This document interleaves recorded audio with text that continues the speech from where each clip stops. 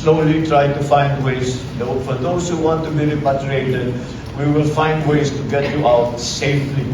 And that is the key thing here. Pinakauna nating tinitignan ay dapat ligtas sila, hindi sila magka-problema, hindi sila ma-attack dahil sa misidentification, dahil na tuloy-tuloy ang pagbomba, missile attacks, drone attacks, and we already have seen friendly fire incidents in the past day.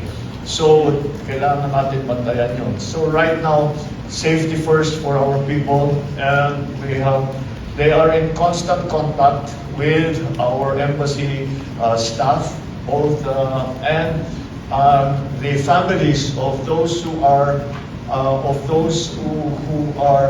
working and living in the Gulf countries. Meron silang hotline with the Department of Migrant Workers and also with the DFA para maitanong naman nila kung anong kalagayan ng kanilang mga kamag-anak.